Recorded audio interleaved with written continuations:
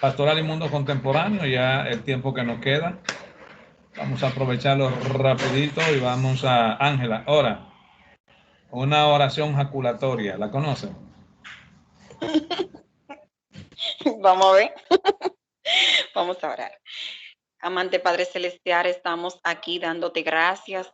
Gracias, Dios, por permitirnos habernos reunido en esta reunión. Te pedimos, Dios, que sea tu Espíritu Santo guiando a nuestro maestro y guiándonos a cada uno de nosotros para nosotros poder nutrirnos y poder aprender lo que tú quieres que nosotros aprendamos en la tarde de hoy. Te pedimos, Dios, que lo podamos poner en práctica en el nombre de Jesús. Amén.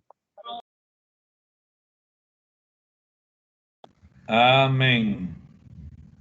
No, ahora son 3 reuniones que hay. Bendito es el nombre del que vive por los siglos de los siglos. Bien, rapidito, ¿qué hicimos la semana pasada? Una persona. Tengo Melchi. Buenas tardes, así de rapidito, Dios bendiga. La semana pasada estuvimos con una semblanza, la cual el maestro inició nuestra primera parte con un saludo de bienvenida, luego procedió a hacer lo que era un saludo de su personalidad, de cómo llegó a la universidad y el tiempo que tiene como docente. Luego de eso, entonces se nos dio la oportunidad a nosotros de que podamos cada uno presentarnos para de esa manera poder interactuar un poco acerca de nuestra vida y conocernos. También se habló de lo que era la temática de la clase, cómo se iba a impartir la clase y el orden, que es importante, de lo cual vamos a tener semblanzas semana tras semana, dudas, si tenemos alguna inquietudes, entre otros. También se repartieron los temas por grupo, a cada quien se le asignó un tema para las exposiciones. Y también se estableció de que por favor al momento de hablar todos tenemos que levantar la mano y esperar de que el maestro nos dé la oportunidad o para poder hacer nuestros aportes. No podemos alborotar la clase con interrupciones, sino ser prudentes y esperar. Luego estuvimos hablando de lo que era una pequeña introducción breve de lo que era Pastoral y Mundo Contemporáneo, que entendíamos, y también hablábamos de que Pastoral y Mundo Contemporáneo tiene que ver con el oficio que ejercen los pastores, y que el término pastoral surge de la Iglesia Católica y es acuñado en el año 1898, 94, si no me más recuerdo. Luego entonces procedimos ya a lo que era cualquier duda o inquietudes que teníamos, y luego se le dio la oportunidad para que entonces nos despidieran con una oración, y el maestro cerró el final de la sección. Bendiciones. Gracias. 2 personas socializando lo que entiende fue lo más importante de ese encuentro. Tengo a Ángela ahí que tiene la mano levantada desde ahorita. Uno más.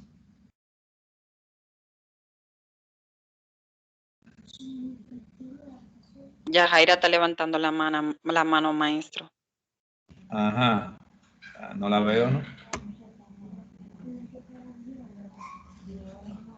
No la veo. Entonces.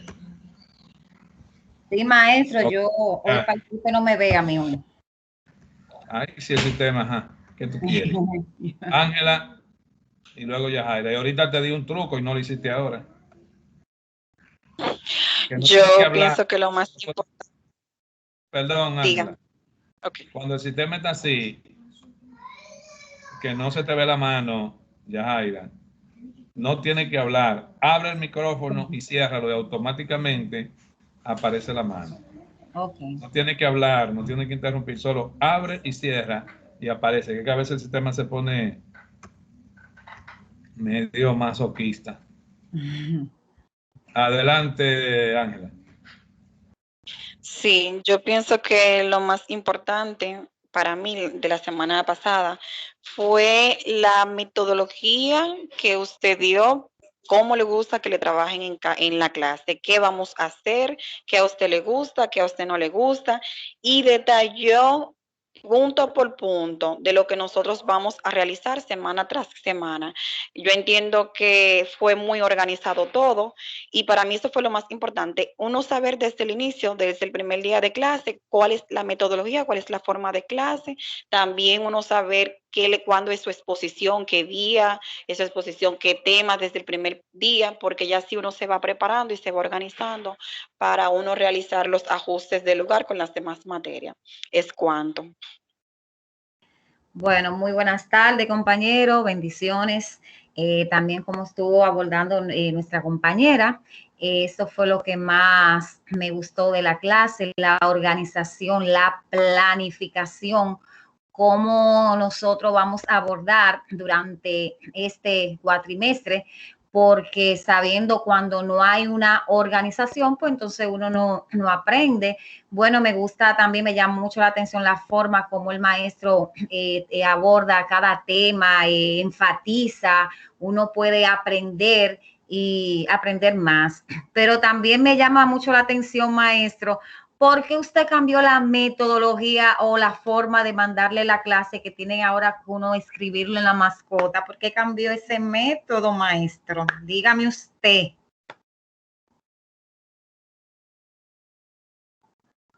¿Me escucha, maestro? Sí, te escuché. Ah. Es para cambiar un chin de color, para que se te hagan unos callitos ahí en la... Maestro, wow, no es fácil usted. Sí, porque que eso es parte de la experiencia. Bien. ¿Alguna pregunta? Rapidito, ¿alguna pregunta? ¿Alguna duda? ¿Alguna aclaración necesita alguien? Yo por aquí, profesor Roberto. Siempre levantando la mano, Roberto. Sí, levantando la mano. Sí, bueno, disculpen. Como esta es mi primera clase, que el lunes fue que pude entrar y ponerme al día prácticamente con todo, yo quiero que me asigne a un grupo inmediatamente. Ahí hay unas chicas o chicos. ¿Quiénes son los encargados de ahí? Scarlett y Ángela. Nosotros ya tenemos a Roberto. Está bien, lo vamos a agregar a un grupo. Roberto, te escribo por WhatsApp. Te escribimos por WhatsApp. Amén, sí. Es el único Roberto, porque veo que es el único Roberto de la clase. Yo te escribo. O Scarlett. Sí, Roberto Sandino. Bien. Adonías. Sí, maestro, solo para confirmar que los trabajos que usted pidió serán a manos. Aquí vamos a combinar el método tradicional con la tecnología. Serán a mano y luego entonces montado en un archivo en Word, esa imagen, y si es necesario conviértalo en PDF antes de subirlo. Es decir, usted va a escribir en su cuaderno, después que haga su resumen en su cuaderno, a eso le va a tirar una foto a cada una de esas páginas, y esa foto la va a subir y la va a montar en un archivo. O sea, seguimos método tradicional mezclado con la inteligencia artificial. Sí, para que no se olviden que hay que escribir. Bien. Lo que trabajan el día de hoy. Ángela, ¿quiénes son?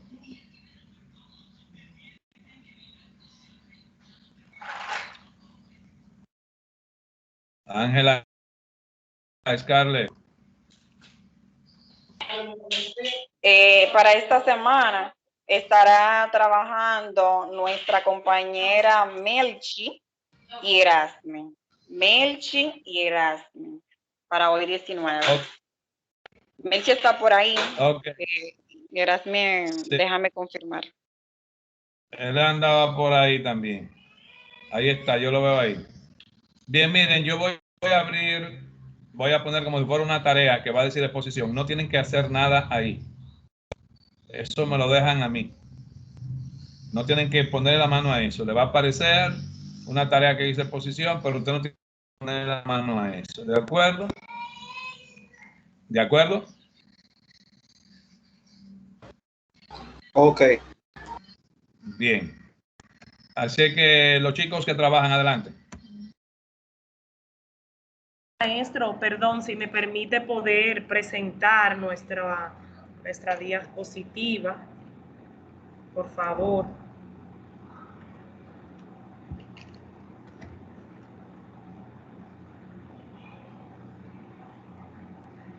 Un momentito.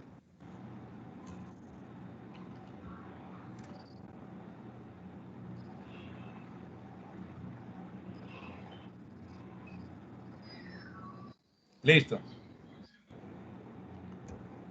Bien, voy a presentar ahora.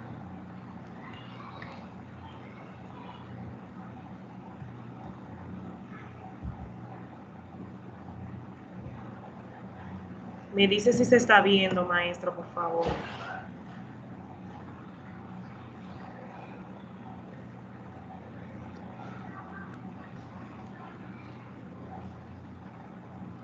Me dicen si se está visualizando. Ya yo presenté para poder empezar. Todavía.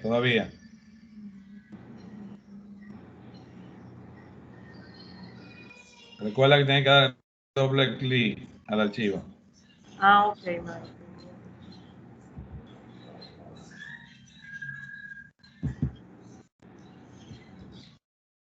Y ahí, maestro, ya.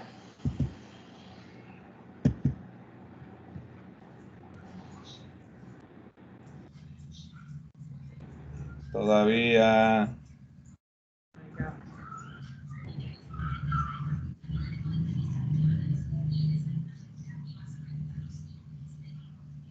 Ahora está subiendo ahí.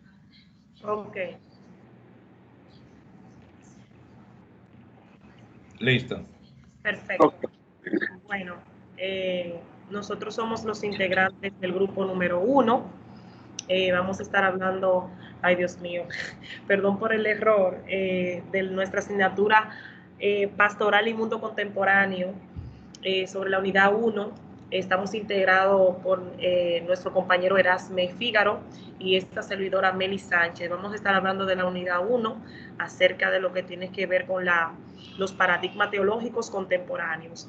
Y a continuación vamos a dejar en ese mismo tenor a nuestro compañero Erasme para que él sea teniendo la primera parte de esta exposición.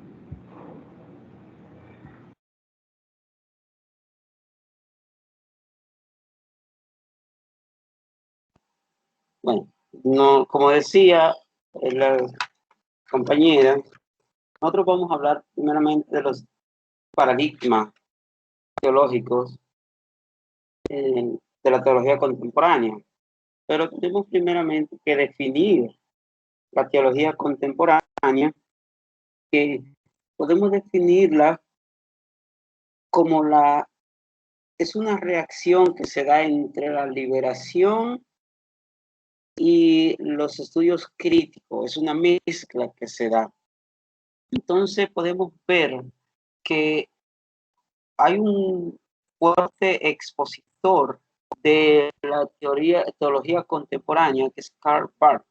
Entonces ahí decíamos, en la parte que estábamos explicando, que es una relación que se da entre las tendencias liberales que se dan en el siglo XIX y lo que son la parte crítica, o sea, los pensamientos críticos, los análisis, a medida que va haciendo los estudios, y por ahí podemos pensar muy bien sobre lo que es los diferentes estudios teológicos que se enfatizaron. Entonces, esto está respondiendo a una necesidad. Nosotros entendemos como cristianos que los escritos que se dieron, perdón, por ejemplo, las cartas paulinas, fueron una respuesta a algo que estaba viviendo la humanidad en ese entonces. Algo que estaba viviendo en Éfeso, algo que estaba viviendo en Tesalónica. Entonces Pablo le envía carta como una respuesta. Asimismo, podemos decir que es una respuesta a una necesidad de darle solución. ¿Cuál es el problema que se da? Bueno, están hablando de un movimiento teórico práctico de la razón del cristianismo. Entonces, ahí se establecen varios presupuestos y dentro de esos presupuestos tenemos que pensar en Barth. Barth, o Karl Barth, es una persona que definitivamente influencia bastante este pensamiento. Es un reconocido teólogo que nace en el 1886. Entonces, lo conocen o lo han querido pintar como el Santo Tomás del protestantismo, porque tuvo una capacidad de sintetizar y escribió numerosas obras. Por ejemplo, está la Suma Teológica, eso fue en el siglo XX, está su Dogmática Eclesiástica. Entonces, él estuvo muy enfatizado en mantener o sostener este tipo de teología. Entonces no podemos sacarlo de la escena. Entonces, tres partes podemos ver, tres presupuestos. Por ejemplo, el idealismo racionalista de la escuela de Tübingen. Recuerda que esa fue una escuela filosófica. Esa escuela filosófica estuvo planteando, en las escuelas filosóficas se da mucho lo que es el racionalismo, el humanismo, el idealismo, son diferentes corrientes que se dan. Entonces nosotros podemos ver o entender que hay varios presupuestos, tanto religiosos, que van a dar énfasis. Por ejemplo, la revelación, uno de los presupuestos del pensamiento religioso, es la revelación que es posible, que es dada al hombre como gracia. Es como una de las ideas que estaban, era que esa revelación no era una gracia de Dios, sino era el resultado de la naturaleza del hombre. Ahí estábamos hablando del naturalismo, o que fundamentaba al ser humano. El humanismo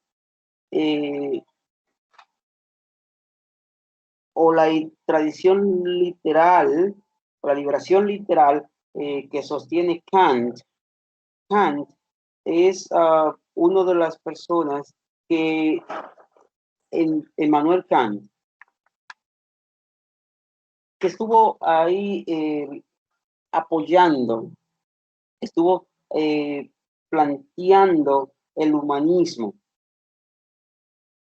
En el pensamiento religioso del hombre moderno desaparece la gracia, es suplantada en lugar por la liberación. Yo tengo, yo puedo, y atribuyes esos conceptos o esa posibilidad al hombre.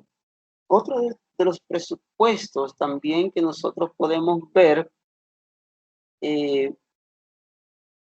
es que la filosofía o la razón, el hombre ya empieza a veces decimos que, o hemos escuchado que el cristianismo, o sea, que el hombre es quien crea a Dios y no viceversa, cuando se le empieza a dar posición o poder al humanismo. Entonces, ¿dónde inicia la teología contemporánea? Ya habíamos enfatizado que Karl Barth es quien da énfasis a este movimiento. El liberalismo y el racionalismo teológico convirtieron a Dios en un objeto que era el hombre quien gobernaba o creaba a Dios y no viceversa. Entonces, en ese sentido, sentido de que el hombre es que crea a Dios, hay que hacer lo que llamamos una apología en defensa. Entonces, el método que utiliza es lo que es el método dialéctico. Ya nosotros todos sabemos el método dialéctico, donde hay una tesis, una antítesis y un resultado, ¿sí? Entonces, nosotros cuando vemos esto, podemos entender que ese fue el método que utilizó Barth para defender el retorno a la revelación, el retorno al misterio, el retorno a los fundamentos de la relación con el hombre, con Dios. Hay lo que se llama la teología apofática, que es lo que él llama un nuevo método, y la teología apofática no es más que apartarse de todo lo positivo. Dado a que el racionalismo y el humanismo centran al hombre ponen al hombre en el centro de la relación con Dios, y es el hombre quien descubre a Dios desde el punto de vista del racionalismo y el humanismo, él pretende, a través de la teología apofática, que no, el hombre solamente puede conocer lo que Dios no es. El hombre no tiene la capacidad para descubrir la infinidad de Dios y poder conocer quién es Dios.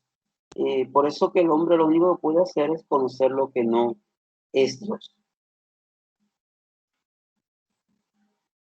También podemos decir que en Barth persistió la realización del evento histórico, la encarnación y la resurrección, al estilo de toda la tradición. O sea, toda la tradición tiene que ser revuelta como el cristianismo en su anterioridad había sido. Y el racionalismo y el humanismo y otras tendencias que centraban al hombre deberían ser, podríamos decir, eliminados para poder dar un paso hacia lo que nosotros podemos llamar la teología contemporánea. Sé que comenzamos un poco tarde, pero no podemos decir que hay diversas escatologías en la teología contemporánea que aparecen. Por ejemplo, la teología, la escatología del reino de Dios, que vendría en el futuro, la escatología del reino de Dios realizándose en el de Pentecostés, ¿no? Que eso lo sostiene Swinzer. También está la escatología del fin de los tiempos como la hominización, es decir, y la cristificación del cosmos, que Pierre lo sostiene. Y no podemos negar lo que es la teoría de la liberación, que esa solamente es todo un evento. La teología de la liberación tuvo mucho énfasis o mucho brillo en Centroamérica, sobre todo hubo muchos representantes y exponentes de la teoría de la liberación, donde que llegaron hasta el punto de que algunos religiosos se unieron a las luchas sociales, y hay una imagen muy interesante donde que un sacerdote sostiene por un lado la Biblia y por el otro lado un arma. Eso es como una de las teología, de los exponentes de la teología de la liberación. Hay mucho que podríamos seguir abundando ahí sin antes saber que tenemos todavía a nuestra compañera Michi, que va a seguir con la otra parte. Gracias.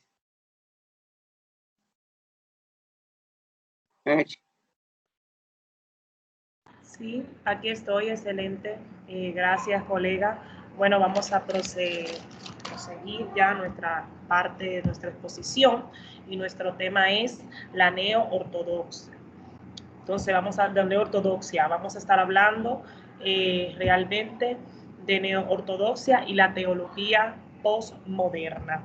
Pero antes de qué es la neo-ortodoxia, puede ser escrito como un enfoque o actitud que inició en un entorno común, pero pronto se manifestó en diversas maneras, o sea que se inició tras la Primera Guerra Mundial con rechazo de la escolástica protestante y con la negación del movimiento protestante liberal, que ha destacado alojamiento del cristianismo a las ciencias occidental y a la cultura, también a la inmanencia de Dios y la progresiva de la mejora de la humanidad.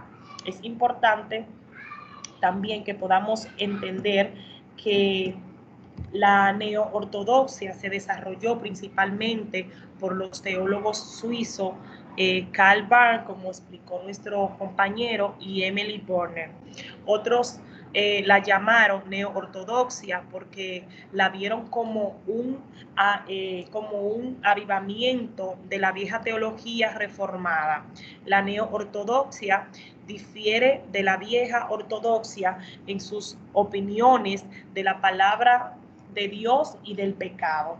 O sea que es importante que podamos entender que la neo-ortodoxia realmente, esta ciencia o esta disciplina define que la palabra de Dios es Jesús, como lo establece Juan 1:1, y dice que la Biblia es simplemente la interpretación del hombre acerca de los hechos de la palabra de Dios. Por lo tanto, la Biblia no es inspirada por Dios, establece la misma, y por ser un documento humano, hay algunas porciones de la misma que no podrían ser literalmente ciertas. Eso es lo que esta ciencia establece. Dice que Dios habló a través de la historia redentora, y hoy en día Dios habla en la medida que las personas encuentran a Jesús, pero la Biblia en sí misma no es una verdad objetiva. También la neo-ortodoxia enseña que la Biblia es un medio de la revelación, mientras que la ortodoxia cree que es la revelación. Esto significa que para un teólogo neo-ortodoxo la revelación depende de la experiencia o de la interpretación personal de cada individuo. O sea, la Biblia solo llega a ser la palabra de Dios cuando Dios usa sus palabras para llegar a alguien, llevar a alguien a Cristo. Entonces también vemos que la primera expansión importante del movimiento fue Karl Barth, publicado en el 1919. Sin embargo, pronto un número de pastores suizos y alemanes estuvieron involucrados en 2 años, desde 1921 hasta 1922, que fueron Friedrich Gogarten, publicó también su decisión religiosa, y Emily Borner su experiencia, conocimiento y fe, lo cual podemos ver que Eduardo también y Barnes, y la segunda edición de su comentario sobre Romanos. La mayor parte realmente de los miembros celebran algunos puntos de vista comunes, como son absoluta trascendencia de Dios, sobre todo el conocimiento humano y el trabajo. También celebran lo que tiene que ver con la soberanía de la revelación en Jesucristo, la autoridad de las Escrituras, y también se celebra el pecado de la humanidad.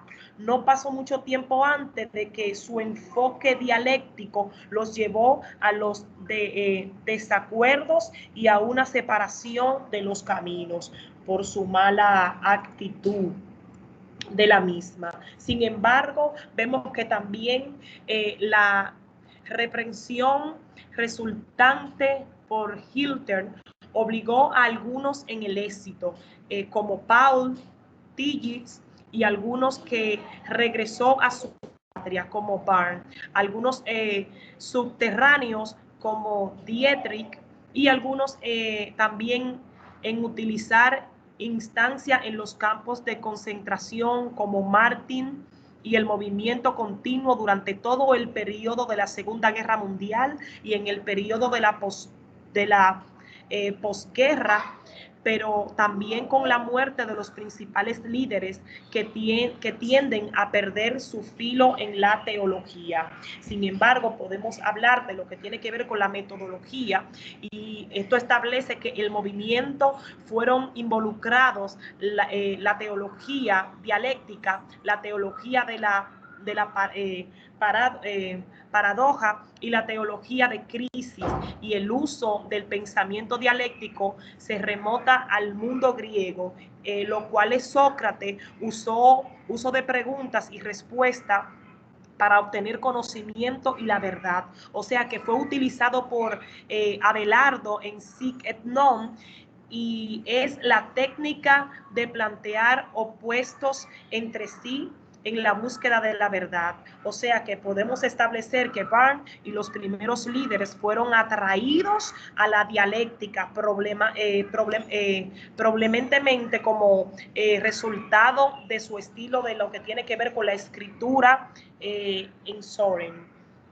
Vemos también que en esta parte podemos establecer que algunas de las paradojas identificarse por el movimiento son los neo-ortodoxos. Es la absoluta trascendencia de Dios en contraste con la autorrevelación de Dios, a Cristo como el Dios, al hombre, también a la fe como un don y sin embargo un acto. O sea que los seres humanos como pecaminosa, aún libre en entrar en la entidad de tiempo. O sea, hay una pregunta: ¿cómo es posible tener un totalmente otro Dios que no se revela o que se revela?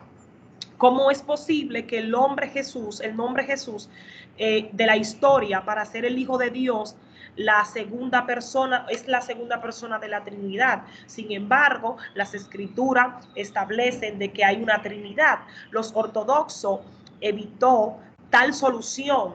Es solo que la crisis y luchando que uno puede elevarse por encima de la paradoja de ser captado por la verdad de tal manera que desafiaron toda la explicación racional. O sea, no hay explicación a lo que estas personas establecen por medio de lo que tiene que ver con la ortodoxa, porque está totalmente desligada a la verdad de Jesucristo, está totalmente desvinculada de lo que está establecido en las Sagradas Escrituras, y como todos conocemos que las Sagradas Escrituras fueron reveladas a hombre, inspirada por el Espíritu Santo de Dios. Entonces, sin embargo, esta ciencia establece lo contrario. Algunas creencias fundamentales, tal vez el concepto teológico fundamental del movimiento es el de la totalmente libre, soberano Dios, el totalmente otro en relación a su creación en cuanto a cómo se controla, cómo se redimió y cómo se elige para revelarse a él. O sea, siguiendo es la autocomunicación de Dios. O sea que la revelación es un acto dinámico de la gracia para que la respuesta de la humanidad es escuchar. Esta revelación es la palabra de Dios en un sentido triple. O sea que a Jesús como la palabra hecha carne, la escritura que apunta a la palabra hecha carne y el sermón que es el vehículo para la proclamación de la palabra hecha carne. Es importante que sigamos en el mismo tenor y entendamos que comienza con una forma suavizada de ateísmo. O sea que el ateísmo es la creencia teológica de que no existe ningún Dios, ningún creador sobrenatural, ningún legislador moral divino y ningún juez supremo de las acciones del hombre.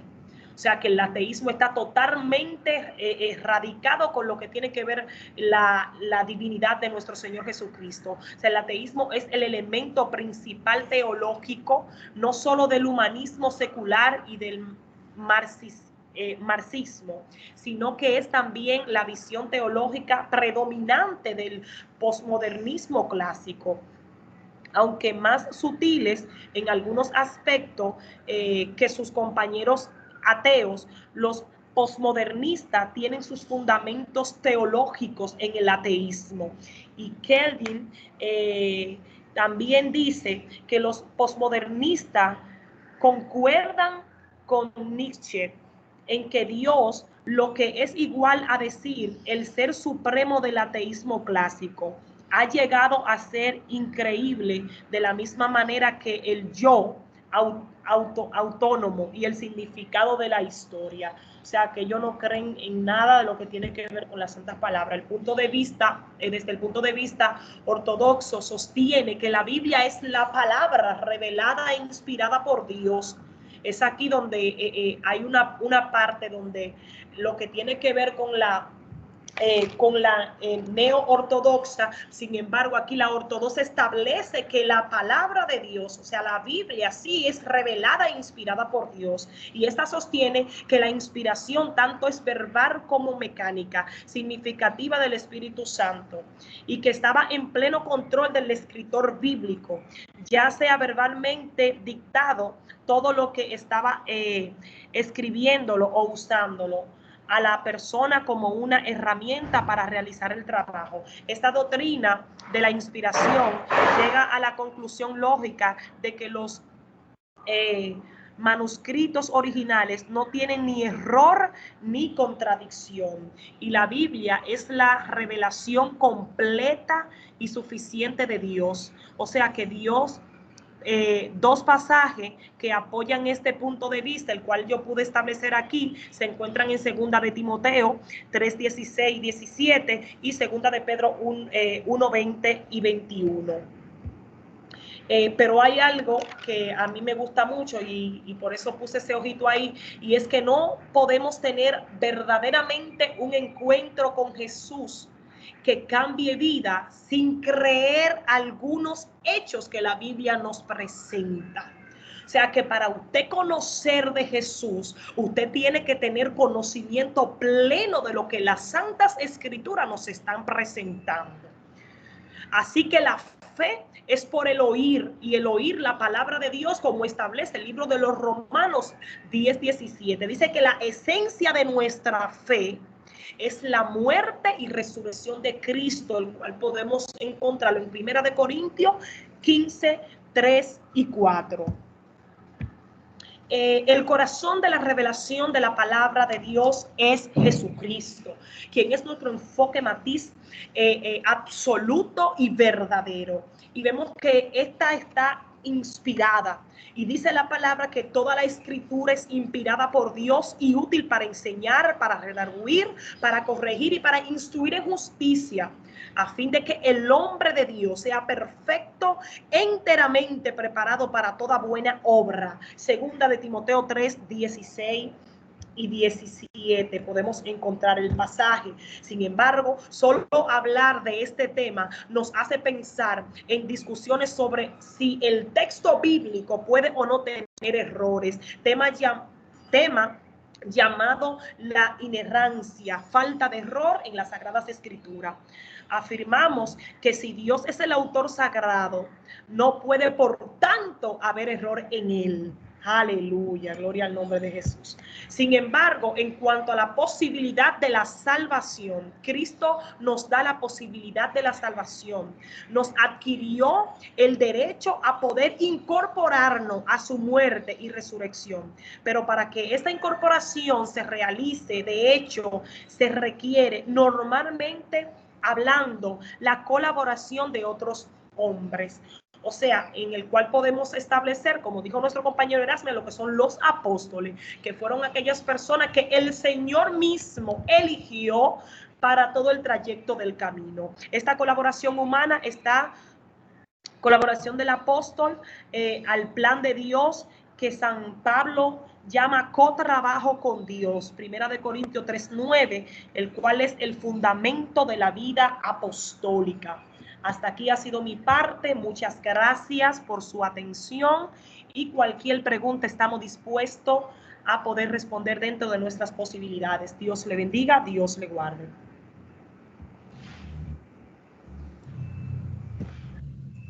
Que Dios bendiga y felicitamos a Erasme y a Melchi. De inmediato entramos a la reacción.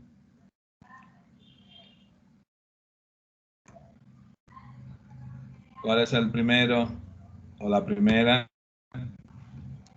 que entra a colaborar en el tema del día de hoy?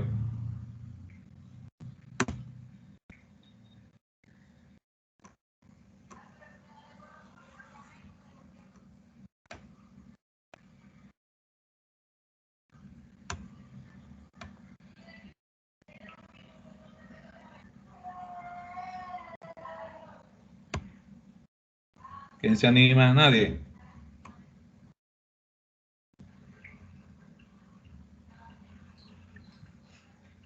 Hay varios más. Déjame ver porque que me está dando problema. No estoy viendo la mano. Sí, profesor, está Yajaira, Samuel, hay varias manos. También está Víctor Padilla. Ahora ya lo estoy viendo. Espero que Víctor Padilla me tiene un lío por ahí en esa plataforma con una reunión abierta. Bien, reacción. Vamos con Samuel Antonio. Yendo, como decimos, al grano, porque recuerden que hoy el tiempo lo hemos tenido con problemas.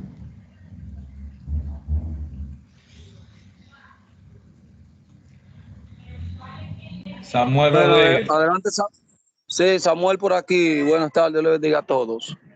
Este tema, Dios bendiga primero a los expositores. Este tema yo le veo, como dice el profesor Jenny Organo, mucha importancia, principalmente al último tema, la parte ortodoxa, porque son términos que a veces nosotros no lo manejamos o entendemos por los términos otra idea que es muy lejos a la idea de la palabra en sí, a lo que quiere decir la palabra sí en sí. Y aquí vemos algo muy importante, es que aquí vemos a Karl Barth otra vez como teólogo, disparando adelante, empezando grandes proyectos teológicos, donde otros teólogos, pastores, líderes le han seguido, ya que este hombre parece que fue un tremendo teólogo con temas muy importantes, y gloria a Dios por eso. Eso es todo.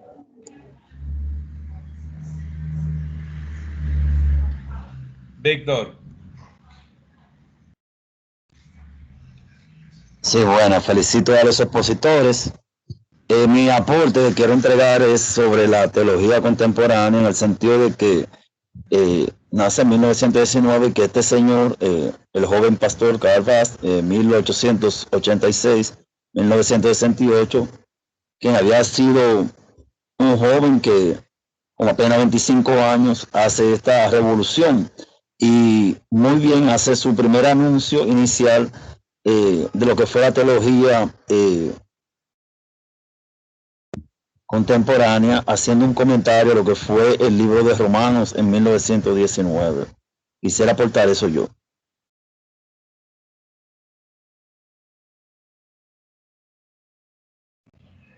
Yajaira. Nuevamente, muy buenas tardes, compañeros, para felicitar a las dos exponentes que tuvieron hoy el tema excelente, me encantó, me fascinó.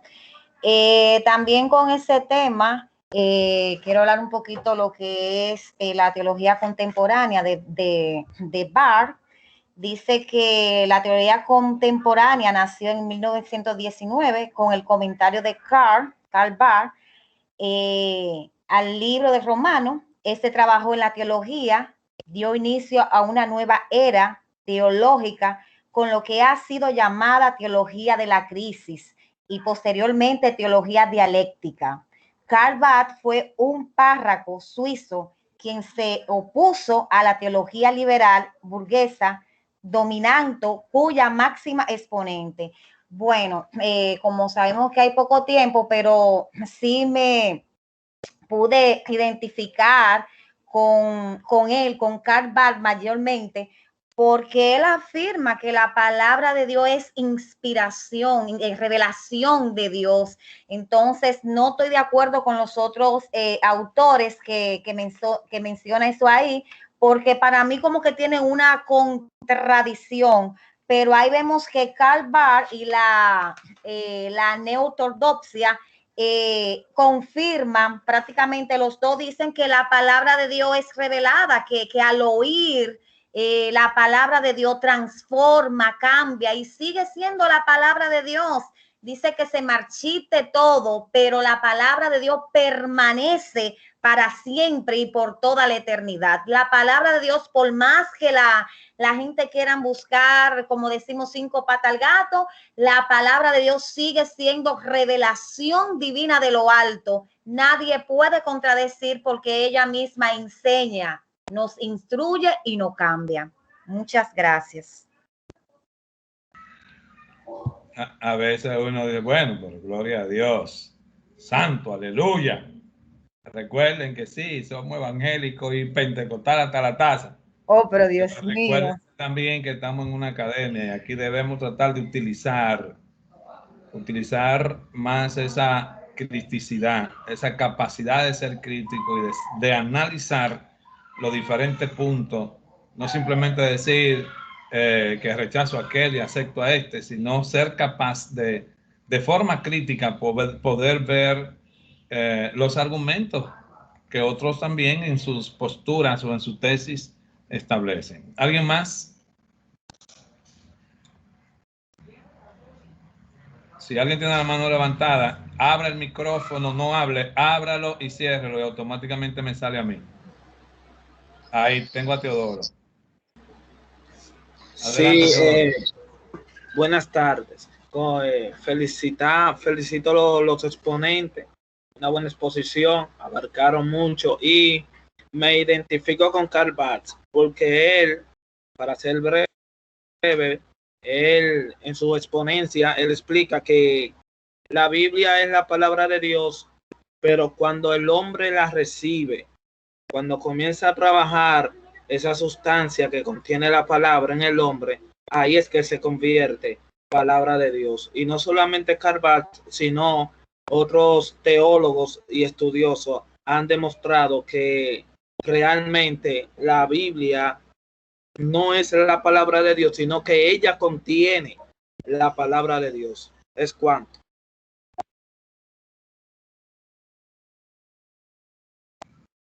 Sí, entonces, esa es una postura que hay de lo que se llama la inspiración parcial e inspiración verbal y plenaria. Es decir, Teodoro, que esa que tú acabas de mencionar, la última, de que contiene, de que no es una posición también. Adelante, González. Sí, yo lo bendiga a todos. No sé si me escucho. Se escucha, aunque con un poquito como de ruido ahí. Sí, la parte que mis compañeros estuvieron tocando sobre la parte que Karl Barth tenía, específicamente en base a la palabra de Dios, el punto de vista ortodoxo que se tenía, donde él sostenía y afirmaba con toda libertad que la escritura, la palabra de Dios, era inspirada tanto verbal como mecánica. Y él decía que significaba que el Espíritu Santo estaba en pleno control del escritor bíblico, dando a entender que este hombre, lo que él estaba diciendo en ese entonces, él estaba claro. Sobre lo que decía también la compañera, que se decía que la Biblia, donde decía Calval, que la Biblia, sostenía él, era la revelación completa y suficiente de Dios. Ya por lo que se ha estado poniendo, nos deja ver claro que si este hombre estaba hablando de esta manera, se ve que él tenía varias oposición que se oponía a la verdad. Es el caso que se estuvo hablando hace rato la compañera cuando estaba tocando también la parte del ateísmo, que me llamó la atención. Ateísmo que viene de ateo, que donde ella estaba diciendo en su oposición que el ateísmo era la creencia teológica, que creía que no existía ningún Dios, ningún creador sobrenatural, ningún legislador moral, ni divino, ni ningún juez supremo. O sea, Calval de una manera u otra tenía que enfrentar y hablar claro para hacerle entender a la gente que toda la escritura era inspirada por Dios, como Pablo le dijo a Timoteo, y que esa palabra era útil para corregir y para hacerle una serie de cosas. Entonces, es una parte de suma importancia lo que Calval estaba enfrentando, como hemos dicho, con toda firmeza, para puntualizar la realidad de la palabra del Señor. Así que sécase la hierba, marchítese la flor, más la palabra del Dios nuestro permanece para siempre.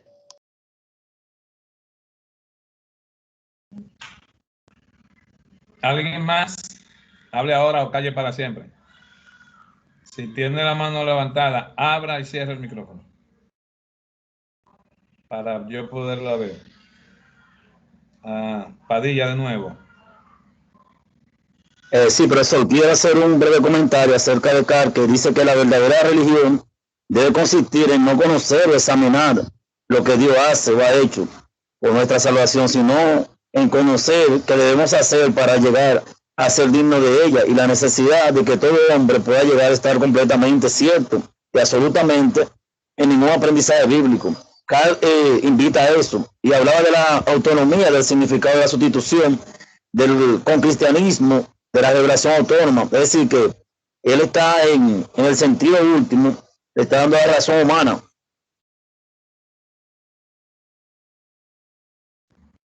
Ok. ¿Alguien más? Yo veo como que Alexandra abrió. ¿Tú tienes la mano levantada? Ahí. Dime, Alexandra Cabrera. Bendiciones a todos. Profesor, es una pregunta y también una inquietud.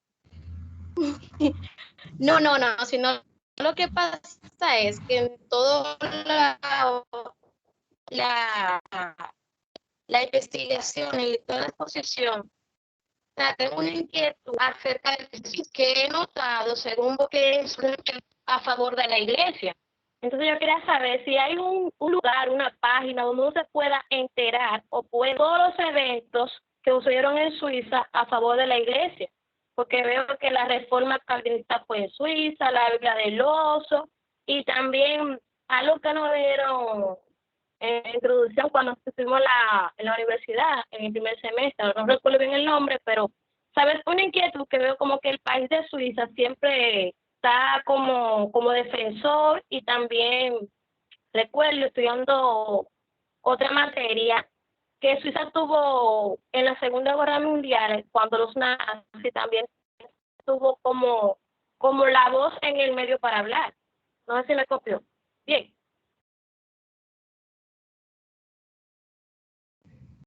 Sí, te copié, pero es una investigación que te toca a ti hacerla. Solamente decirte que Suiza forma parte del continente europeo, o sea que forma parte del viejo mundo, y por ende va a tener mucho accionar en lo que es la historia universal. Pero ya esa inquietud que tú tienes, entonces fájate tú, búscalo, pero va acá, ¿cómo es la cosa? Bien, si no hay nadie más, entonces entro a compartir algunos detalles. Como ponerle un poquito más de sentido, utilizando una palabra que usa mi pastor, Cuando él va a predicar, él dice, vamos a ponerle el sentido a la palabra.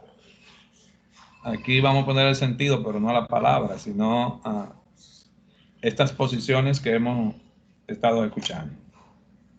Interesante, Erasme, que lo felicito de nuevo, él siempre pone unos puntitos interesantes que no se quedan solamente en la parte céntrica del tema en cuestión, sino que trata de hurgar un poquito para arrojar cierta luz. Bien, en ese sentido, entonces quiero de alguna manera, primero, todos van a ser edificados con esto, pero lo hago de manera exclusiva para Erasmo. Cuando hablamos del humanismo que toma cuerpo en Immanuel Kant, hablamos del humanismo moderno. Es decir, no podemos establecer a Immanuel Kant como el padre del humanismo per se, porque de hecho varios de los postulados que estuviste dando, que de alguna manera lo mencionó Immanuel, no eran de Immanuel, eran de mucho más atrás, de otras generaciones. Te pudiese, por ejemplo, señalar el caso de la teología negativa. Esa teología negativa es diseñada, es construida por Agustín de Hipona, pero que Agustín de Hipona a su vez la recibe se puede decir, del primer método o el primer cuerpo metodológico, teológico que se establece en el pensamiento cristiano, y lo establece Clemente de Alejandría, conocido como, se le da el calificativo del método especulativo.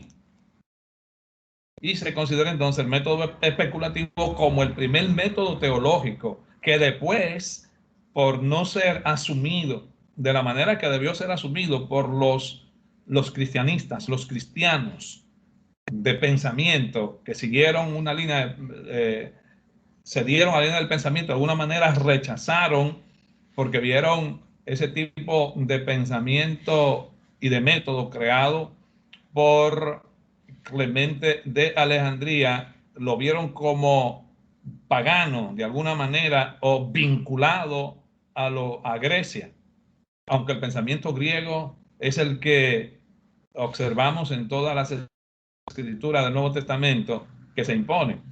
Sin embargo, ellos rechazaron el método especulativo, que es conocido como el primer método teológico diseñado por Clemente de Roma.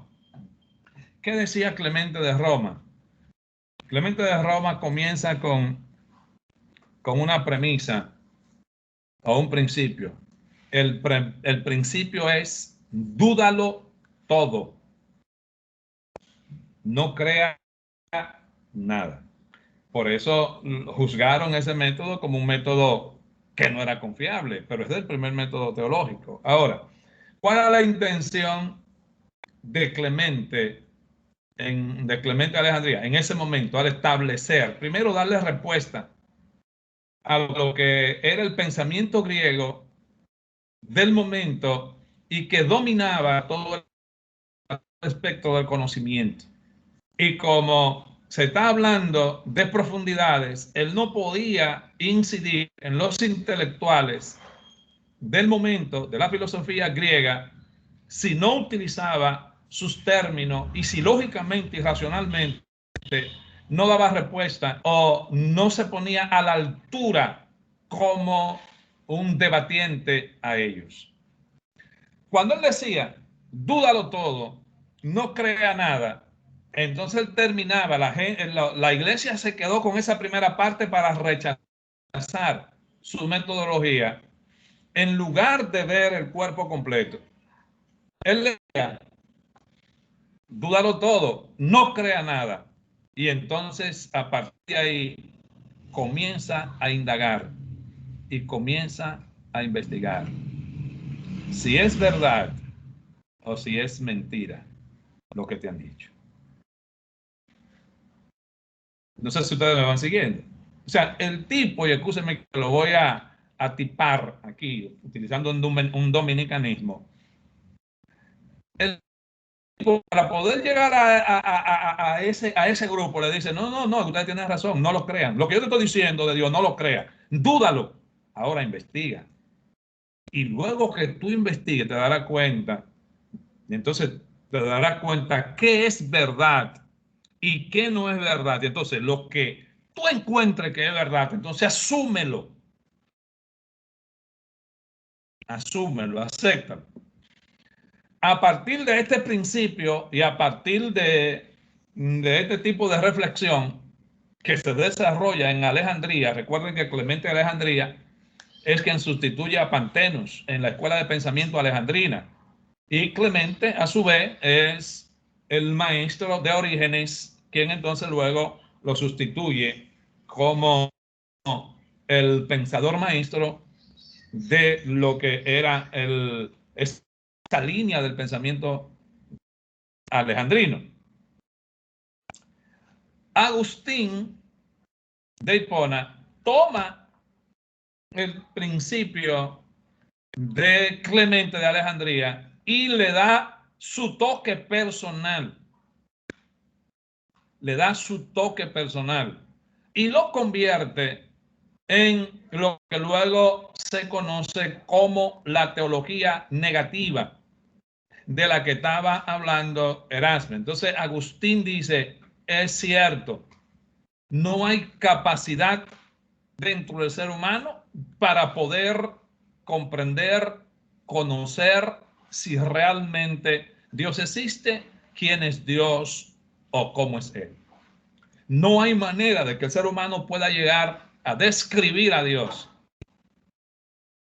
Pero el ser humano puede acercarse a Dios conociendo lo que no es Dios. Porque para el momento el politeísmo, que tenía, ¿verdad?, digamos, un sitial sumamente enorme, el politeísmo deificaba el sol, deificaba la tierra, deificaba los mares, le daba la calidad de Dios a todo aquello que de alguna manera él no podía controlar.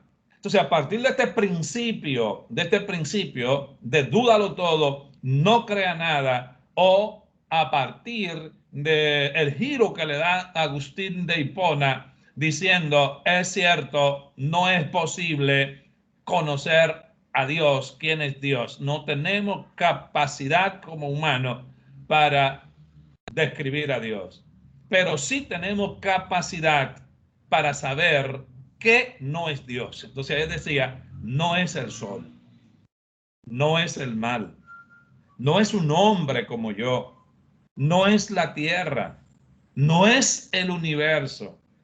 ¿Ok? Y a partir de ahí entonces él dice, entonces ahora yo estoy más cerca de saber quién es Dios que lo que estaba antes, porque no puedo describirte lo quién es, pero ya te puedo decir qué no es. Entonces, si soy capaz de saber lo que no es Él, me acerco más a Él.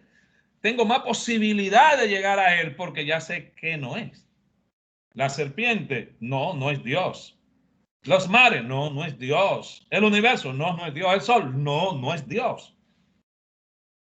Entonces eso me acerca más a Dios. Entonces eso pertenece, mi querido Erasme, forma parte de lo que fue la base utilizada en el humanismo. El primero o los primeros en enfocarse en el ser humano fueron los clásicos griegos.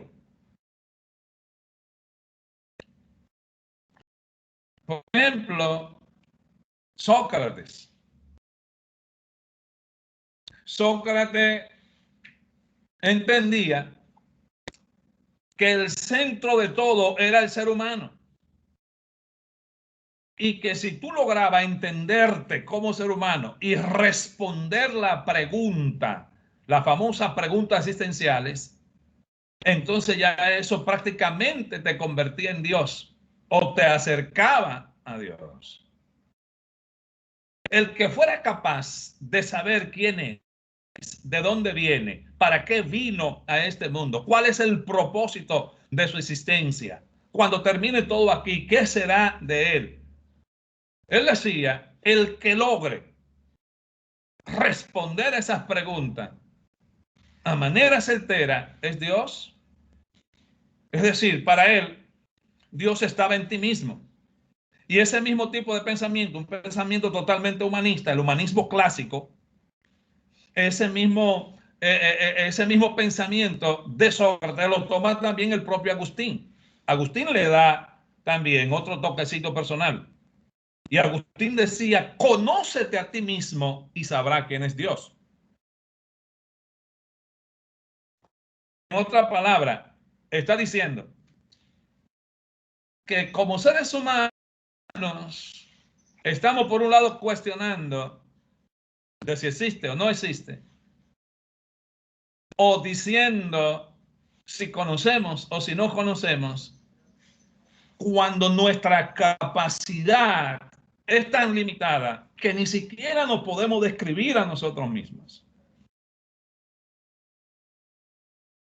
Que ni siquiera podemos nosotros determinar quiénes somos. ¿Quién tú eres?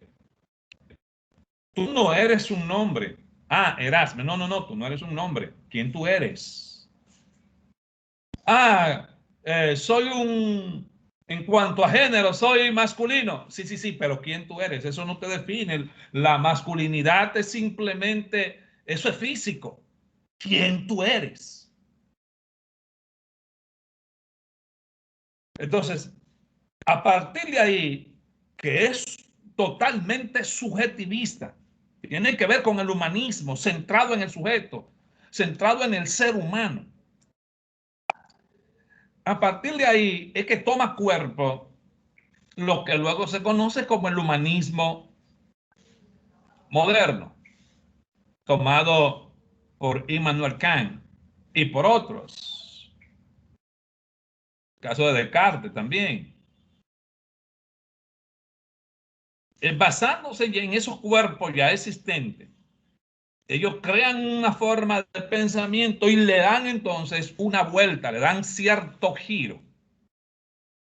Y hasta ciertos puntos, entonces ahí comienzan a analizar. Y cuando usted y de repente, de manera crítica o de manera objetiva, usted comienza a indagar lo que ellos estaban presentando, que quizás desde nuestra perspectiva como radicalistas y conservadores lo atacaríamos y hasta lo convertiríamos en ateo. Pero cuando usted le mete un poquito de seso, se da cuenta que no estaban tan alejados a partir de lo que querían describir. ¿O no es verdad que aún dentro de nosotros, los religiosos, tenemos diferentes grados de percepción de quién es Dios? ¿O no es cierto que para nosotros mismos hay disparidad y no hay unidad al momento de describir a Dios? Y no es cierto que en un momento determinado que nosotros mismos aún estemos en el seno de la iglesia, cuando pensamos sobre Dios, pensamos de forma diferente uno del otro. De una manera lo concibe, por ejemplo, Erasme, de una manera probablemente lo conciba Teodoro, de una manera probablemente lo conciba Samuel y de otra manera probablemente lo conciba yo.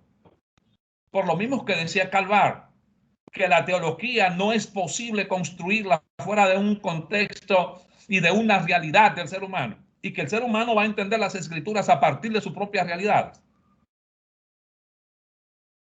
Entonces, de ese tipo, de esa misma forma, podemos decir que al momento de los humanistas tratar de decir que Dios está en la cabeza del ser humano, que el centro debe ser el ser humano, porque a partir del ser humano se va a crear un sinnúmero de elementos a su alrededor que lo va a llevar a la mística, o lo va a llevar a la liturgia, o lo va a llevar de alguna manera al secularismo.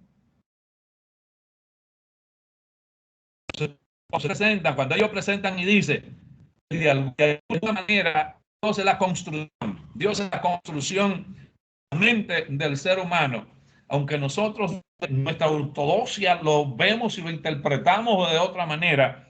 Sin embargo, sabemos que de una manera los judíos describen a Dios, de una manera lo describimos nosotros y lo percibimos de manera diferente. Cada quien, porque de alguna forma, hay un tipo de percepción que es al que nosotros llegamos y alcanzamos. Y va a depender también de dónde nos hemos formado, porque el tipo de cultura, el tipo de exposición, o sea, a dónde nos hayamos expuesto en nuestra formación, en nuestro crecimiento, todo eso va a incidir en nuestras concepciones, no solamente de Dios, sino de todo. Pero lo dejo ahí, Erasme, para que piense un poquito. Y cuando se habla entonces del humanismo, a partir de Immanuel Kant, no se hable del humanismo como nacimiento, sino del humanismo moderno. Y es importante que esto nosotros lo entendamos y lo podamos visualizar de la forma correcta.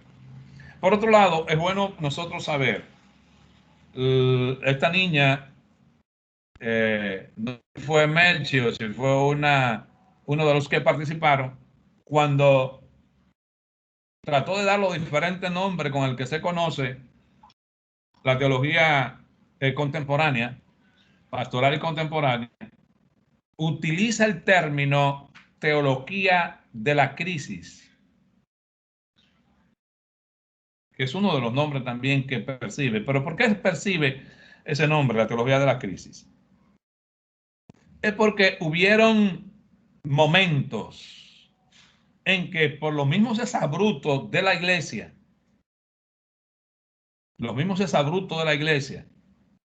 y yo me voy más lejos, por la misma brutalidad de la iglesia, por la incapacidad de la iglesia de poder contextualizar y poder analizar de manera crítica, hizo posible entonces que en un momento determinado el razonamiento tomara un cuerpo y tomara un lugar tan fuerte que se perdiera el respeto por la iglesia.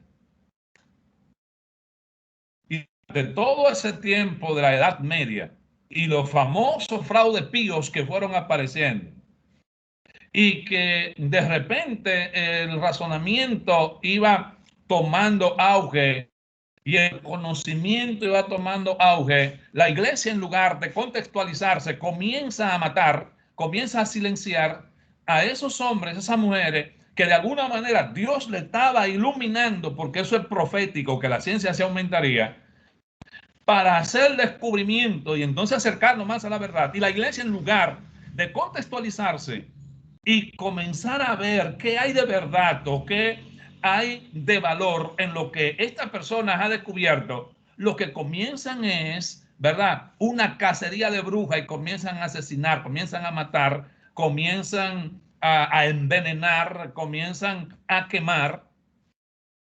Y todo esto entonces produjo que se le perdiera el respeto a la iglesia y cayera la iglesia en la peor de las crisis, porque ya comenzaron a ver que la iglesia, en lugar de ser un ente que llevaba a la verdad y que buscaba el progreso y que buscaba acercarse a lo real, estaba llena de personas retrógradas, de personas que no pensaban, de personas que imponían su poder y que entonces hasta mataban a esos ilustres que en un momento determinado estaban siendo utilizados por el mismo Eterno para ir descubriendo y acercándonos más a la verdad. Matar a un Galileo Galilei, a un Copérnico, ¿no? A cada uno de esos que fueron surgiendo y que fueron descubriendo para acercarnos más a la verdad. A un Copérnico que descubre que no es la Tierra que es el centro de nuestro sistema, sino que es el Sol. A un Galileo Galilei que dice que no, que es redonda y que se mueve. Y todo eso, entonces, a medida que va creciendo y se va descubriendo y se va conociendo la verdad, entonces ve a una iglesia que está contradiciendo, que está oponiéndose a eso, provoca que pierda respeto y que la gente comience entonces a ver la iglesia no como el ente que realmente es, ese ente regulador de la espiritualidad y de la verdad que debe ser, comienza a verla como una verduga y se pierde el respeto. Y eso hace que se caiga en crisis. Y se cayó en la peor de la crisis espiritual. En la peor de la crisis cae la iglesia, y más cuando se levantan hombres como Sigmund Freud, como Karl Marx y otros hombres que comienzan, ¿verdad?, mediante métodos científicos, mediante la ciencia, mediante la investigación, comienzan a ver la cosa de otra perspectiva, y la iglesia, en lugar de, lo que hace es que se opone. Eso hizo que la iglesia cayera en la peor de las crisis. Y para esto, entonces, y para rematar este asunto, entonces viene la Primera Guerra Mundial, cuando la iglesia creía que ya tenía todo agarrado en su mano mediante, ¿verdad?, el poder que entendía que lo tenía todo, y más la teología que en la iglesia se estaba en ese momento dando, de que ya la iglesia iba a ser la reina, iba a reinarlo todo, iba a dominarlo todo. Entonces estalla esa Primera Guerra Mundial que provoca más aún el descalabro. A esa realidad en que no había manera de racionalmente poder explicar los exabruptos cometidos por la iglesia, las enseñanzas dadas por la iglesia, y que entonces se comienza a concebir que si pertenecía a la iglesia no tenía cerebro, si pertenecía a la iglesia era porque se dejaban manejar de aquellos. Este tipo de pensamiento tiene entonces que ser enfrentado en un momento determinado por esta nueva generación de teólogos, como el caso de Karl Marx. El tiempo se me acabó, pero no terminé. Ojalá que no se me olvide y pueda terminar esta idea la siguiente semana. Vamos a evaluar, porque tengo otro grupo que me está esperando por ahí. Vamos a evaluar el encuentro del día de hoy. Tengo a Débora que no ha dicho nada hoy. Débora. Tendremos a Débora y Juan Peña, que aunque entró tarde, vamos a escuchar a Débora y a Juan Peña valorando el encuentro de hoy. Ok, muy bueno, excelente todo. Me gustaron mucho las aclaraciones que usted hizo. Eso nos llama a nosotros a profundizar y a escuchar cada una de, o sea, no simplemente enfocarnos en una sola investigación o en una sola opinión, sino indagar más para poder ser entonces teólogos críticos. Me gustó mucho. Muy bien, buenas tardes, bendiciones. Disculpe la tardanza, entré. Pero siempre me gusta, puedo valorar la parte última, es donde el maestro hincapié en la debilidad, fortaleza del tema, como el maestro fortalece a tu vez, y donde ubica los puntos por punto, y sobre todo cómo no va a ver la cosa desde el punto de vista histórico, cultural y bíblico. Para mí, una buena y excelente valoración. Gracias. Bien, chicas y chicos, les recordamos que esta fue su asignatura pastoral, el mundo contemporáneo, que se imparte cada miércoles de 3 a 5 de la tarde por esta Universidad Nacional Evangélica. Su facilitador, Francisco Pablo Fortuna, le dice que nos vemos la próxima semana. Bye, bye.